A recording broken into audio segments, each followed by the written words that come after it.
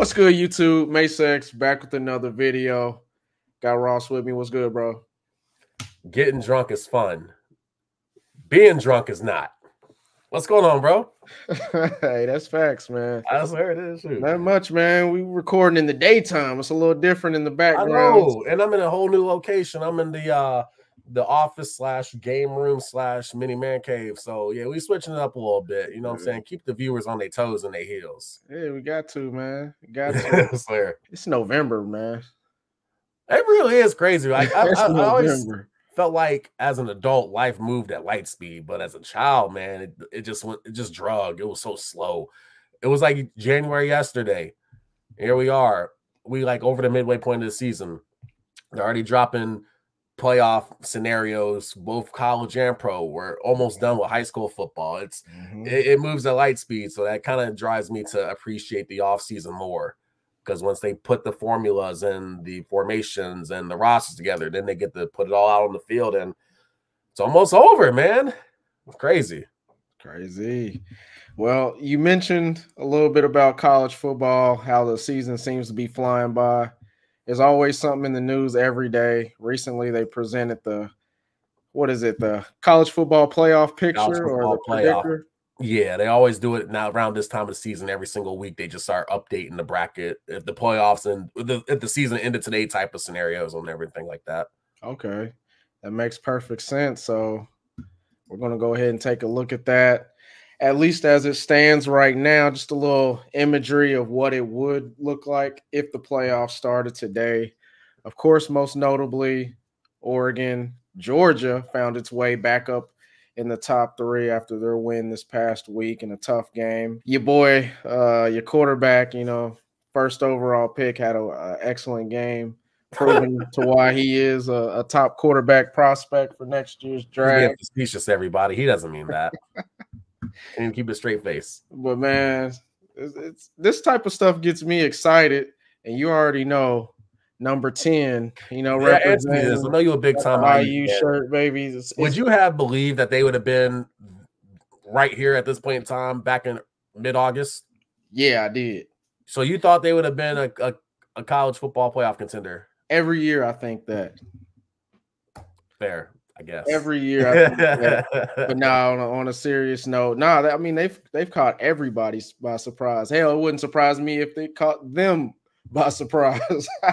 With the way they played, undefeated, best start since the late 60s, man. We're talking almost 60 years. So definitely in Indiana and all the IU fans, bro, we're celebrating. The job's not finished yet. Right. But to see this, man, look like we would face Tennessee, which obviously at this point in the playoffs, every matchup theoretically is going to be a tough matchup, but we're elated. I'll tell you what, they must be rocking and rolling up there in Bloomington. I've been there numerous times, and this when they were just horrible, average, mediocre football programs after football programs. Can't imagine the atmosphere, the energy nowadays. And I'll tell you what, we talked about it off the record. I think if they beat Michigan, and I don't see them beating Ohio State, but if they can like go toe-to-toe and slug it out with Ohio State, I'm convinced, because I told you I was skeptical. I wasn't sure, because you know how it goes. They beat up on the lesser overmatched non-conference schools here and there, give them their paycheck, send them on back to D2. Conference play begins, and they just fall short. They were always like the little brother of the Big Ten, and they brought in the heavyweights out west. And they said, hey, man, let me show y'all something. New coach, is it Signetti? Got them boys fighting. I couldn't tell you about the roster, except for the transfer from University of Ohio, but I do like their momentum. So, question for you: these first round matchups, which one would consider the heavyweight matchup? Penn State, Notre Dame. For some reason, that would be the one that, and maybe because it's a northern matchup, I'm a little more biased towards northern schools and whatnot. Notre Dame to tradition, Penn State, a lot of tradition there, but. Yeah, I definitely would say both of those matchups. Texas, Alabama, seems like they've played each other like 6 times over the last 2 years. So I think that would probably, from a ratings perspective, SEC matchup, I think that would be probably number 1, and then number 2 would be the Penn State, Notre Dame. I'm right there with you. Could you imagine if it snowed at Penn State, Happy Valley, and they did a whiteout? Oh my goodness. Oh, that would be nasty. I think they should probably look into it if the playoffs unfolded like this. That'd be insane. So yeah, so far so good with the playoffs. You know what I'm saying? You got my dogs. You know, we can't pull up the Power G and not talk about them. You know, they're number 2. See how they get through the year. I do see them with Alabama and their struggles with their 2 losses. I do think Georgia's going to make it to the SEC championship. Now, reminder, there is no more SEC East and SEC West. It's one big giant conference. So it can be anybody. It can be Georgia versus Tennessee. True. Okay. Yeah. I forgot about that. Dang. Yeah. So I do think they'll get their rematch with Texas. And depending on how that rematch may or may not go, it could be Georgia versus Alabama in a rematch from this year. You never know. So these brackets are just soft brackets. Anything could change. You know what I'm saying? We don't know about Penn State. They seem to struggle getting out of their way when it comes to going up against the Michigans and the Ohio States of the world. As cold as it's going to be if they do host a playoff game, I think that seat for James Franklin is starting to get a little bit warmer. Standard in the Big Ten, and he's not living up to it, in my opinion. Really? You don't think so? I mean, you got to beat Michigan. You got to beat Ohio State. Man, it's always on the contract, bro, when you get these big-time jobs. You know what I'm saying? He did well at Vanderbilt, and then he went up to Penn State, and he did well too. But it's like, okay, man, you're doing well, but we need you to beat Ohio State. We need you to beat Michigan whenever they're up or whoever's on the schedule, because you can go, you know, take us to the top 5, but every time it's, you know, it's heavyweight time and you keep getting beat by Ohio State. They might look around and bring somebody in who they think can actually get over that hump. Can't forget about Oregon. They're number 1 for a reason. But whew, the Big Ten's going to be like, that's going to be the conference I got my eyes on, because there's like 4 teams. Well, there's 4 big teams on here, right? And with Miami, you know, who are they going to play in the ACC championship? SMU. And SMU, they've been doing really well. I haven't been keeping up with SMU all that much. So they'll probably be the lone representative for the ACC. And then what a lot of people may not know, because Notre Dame is an independent and they're not in the conference, they can go undefeated, which they're not. But moving forward, they can go undefeated and they'll never be a top 4 seed. Right. Taking a look at all 12 schools as it stands now, where would you want to be 1 through 12? I think the sweet spot in this bracket, as I look at it, is probably the 5th seed. You know, from a administration and university standpoint, you're hosting an additional game at your stadium, so that's more income for you. So college football, college playoff, that type of money is good money. And then you're going to go ahead and go play the 4th seed. And the 4th seed, it doesn't have to be a Power 4 conference winner. As you look on the bracket, BYU's the 4th seed. Who really thinks BYU's going to outduel Ohio State? So, but, you know, Ohio State's got to bring it. Ohio State shows up and do what Ohio State does, then I don't see them not making it to the Final 4. So I think the 5th seed, based off of what I'm looking at on this bracket, is probably the sweet spot for me personally. I agree. And I've heard other individuals say that, like, who of all the teams you want to probably play BYU over any other team. That includes IU as well. So I'm definitely with you on that one. Most definitely. But yeah, man, we definitely had to talk about college football a little bit, man. Some exciting things. But yeah, taking a look over at the NFL, man, you being the big Commanders fan that you are, you know, Georgia football is your college squad. NFL is your command. Oh my God. Can you hear that? Yeah, I hear that. And so can America. Come on, guys. With the Commanders being your squad, bro, obviously just a few days ago, big transaction happened. And that's none other than Marshon Lattimore being traded to the Washington Commanders. Washington continues every week, even for somebody like myself who hates on the Commanders from time to time. I can't deny that they are really, each week it's like they're picking up more and more steam. Marshon Lattimore, all-pro like talent, bro. Like, what you thinking about this? Is this, are y'all going all in? Is that what this trade means? Are y'all going all in for a Super Bowl? I'll tell you what, before I get into that, man, I feel like, you know, we both are just like on a high when it comes to our favorite football teams in different leagues. You know what I'm saying? With IU doing what they're doing, and then Washington basically being really, really competitive for the first time in our lifetime. So, yeah, I think this is a sign that, you know, even though the plan going into things was to recalibrate and do a slow build into the future, you can see what happens when you finally have a quarterback. So, yeah, you got to get the defense on point. The secondary was terrible. Benjamin St-Juste, the cornerback number 1 for the team, he's played okay, but there's been a lot of times and points where he's been getting cooked and bullied and punked out. And, you know, our first round pick from 2023, Manuel Forbes, they won't even put him on the field. He's been a healthy scratch the entire season for the most part. He's played a little bit here and there, had thumb surgery, came back, and, you know, they just don't put him out there. I believe he was on the trade block, Emmanuel Forbes. But in terms of the quarterbacks who we here to talk about, what Marshawn Lattimore, the details in the trade, you know, the Commanders get Marshawn Lattimore and they get the Saints' 5th round pick. And obviously, given how the Saints have been playing after week 2, looks like it's going to be a pretty high 5th round pick, excuse me. And we give up next year's 3rd round pick, 4th round pick, and 6th round pick. And that's going to be a very high 3rd round pick. So shout out to Adam Peters, man, because he sure can do some deals, man. I might have him, you know, do something with my fantasy football team. Because it was, and for those out there talking about, oh, you're renting, winning out, this is not a rental. You got him for this year, 25, 26, and then you go from there, depending, because he's still a young dude. Who is like 28 years old, 28, 29? I know late 20s, yeah. Yeah. The only concern I have is just the injury history. When he's playing, he's on point, but he's been hurt a lot. So we'll see about that. It's not like, you know, when last year Washington traded Chase Young for a compensatory 3rd. That's what we got back from San Francisco.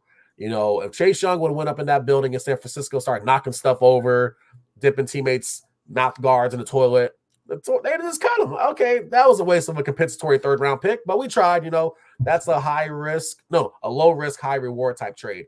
This type of trade with Marshawn Lattimore, they're all in, bro. We got a rookie star cornerback, and Mikey Sanders still. He gets to play inside, opposite of St. Juice. We might be looking nasty, considering that the Commanders was 14th in total defense, which I don't see how, and I definitely don't see how they're ranked 5th in pass defense according to The Athletic and Yahoo Sports. That's definitely a move that they should have made if they were serious about like winning now. You know what I'm saying? So I'm definitely on point. I definitely love the trade, and we'll see where it goes. We got Pittsburgh this Sunday, and I don't know if he'll play or not. He's been dealing with a hamstring, but we'll definitely see.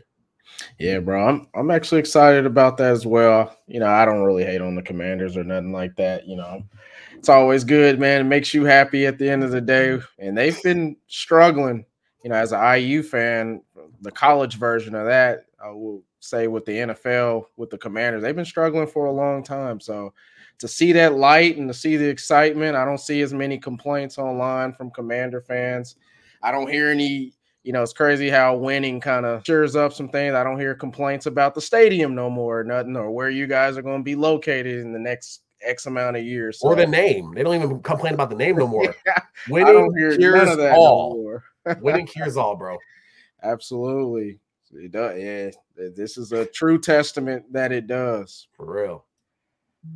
Now, next, we haven't done this in a little while. It's been a couple weeks, you know, before production and whatnot. There's a couple topics that was heavy on your heart that you wanted to kind of express to the world. So, Ross, you know, what's good with In and Out? Just near and dear to my absolute heart, I tell you. So, yeah, I'm in on Mike Evans getting to 1,000 yards. And why I bring that up, he's had 335 yards in his first 9 games before getting injured in the Monday Night Football game. It's a possibility he returns on November 24th to go against the New York Giants. And that'll leave him 7 games to get 665 yards, which means he needs to at least average 95 yards per game. So here are some of the notable opponents that the Buccaneers have on the back end of their schedule. And keep in mind, the Atlanta Falcons are doing very well, but if the Buccaneers continue to play hard as they've been playing without their key players, I think they might mess around and get some players back and then backdoor their way into a wild card spot, because they have the Carolina Panthers twice. Currently, they are dead last in total defense, 32nd, and they're 25th in pass defense. The Saints, with the recently departed Marshawn Lattimore, I believe they were 28th in total defense and 27th in pass defense. And the Giants, you know, they're kind of like, you know, not terrible, but they're 18th in defense, but they're 9th in pass defense. So we'll see about that one. And finally, the Cowboys. 27th total defense, 18th pass defense. And why does this matter? Oh, who cares if he gets 1,000 yards? Well, I think especially every single year he's been in the league, he's gotten 1,000 yards. This is year 11 for him. If he gets 1,000 yards, he'll tie the wide receiver GOAT, Jerry Rice, for the most consecutive seasons at 1K. Exactly. There's motivation there. History. You think that's going to mess around and be something that could happen, or what do you think on that? I mean, you said 95 yards he needs to average, and that's under the assumption that he doesn't return until the 25th. 24th, yeah. 24th game. I mean, that's the Panthers twice. He might have one of them 10 catches for 200 yards and 3 touchdowns again and cost somebody a fantasy championship. He could do it twice because the Panthers are horrible. Mike Evans plays injured, and he still performs. That's why he's going to the Hall of Fame. That's why I'm in on Mike Evans, getting 1,000 yards. You know, if anybody can do it, 95 yards, and that's under the assumption that he doesn't return for a couple more weeks. I mean, that's definitely a hefty number he'll need to consistently get and stay healthy for. But if anybody can do it, like you said, he's chasing 11 straight. And Mike Evans is that guy that can do it. Let's talk about out, man. I'm out on the New York Jets making the playoffs this season, but I do believe that they'll go ahead and recalibrate next year with a new coaching staff. They'll retain, Aaron Rodgers should he opt to return, Devontae Adams, and then they're going to go ahead and do it all over again. I predict them finishing 8-9. That's not going to be good enough to make the playoffs. They're going to have to do they're going to have a 5-3 run. And that's why I'm out on the New York Jets making the playoffs this year. Okay. Despite them being contenders for the Super Bowl going in. At 3-6, I'm not going to lie, for you to project them 8-9 means that you do expect them to hit somewhat of a run or hit their stride to a degree, finishing, would you say 5-3? So, yeah. Unfortunately, they just dug themselves too deep into a hole at this point. Firing your head coach and just everything going on with Aaron Rodgers per usual. It's just really, really tough to overcome that type of stuff in this ultra competitive league. And that's me being out on. I love the guy, former Redskin football player, but I think I'm out on head coach Antonio Pierce, the Las Vegas Raiders. The owner Mark Davis, son of the legendary late Al Davis. He's an impulsive owner, and he was essentially pressured, I believe, into retaining Antonio Pierce last year. Star pass rusher said, "Hey, trade me if you don't bring him back." Yeah. They felt the same exact way about Rich Bisciata, the former interim coach after they had let go of Jay Gruden. He had a 7-5 record at 58% win rate with the Raiders when they got rid of Gruden. Everybody loved him. They didn't keep him. They brought in McDaniel. They fired Daniel. They make Pierce the interim coach. He finishes with a 4-5 record at a 55% hit rate. They kept him. I think they're going to just wipe it clean and just start from scratch. They're going to bring in an offensive guy who they feel can really find that quarterback and go from there. But yeah, I'm out on the New York Jets making the playoffs, and I am out on Antonio Pierce as the Las Vegas Raiders head coach.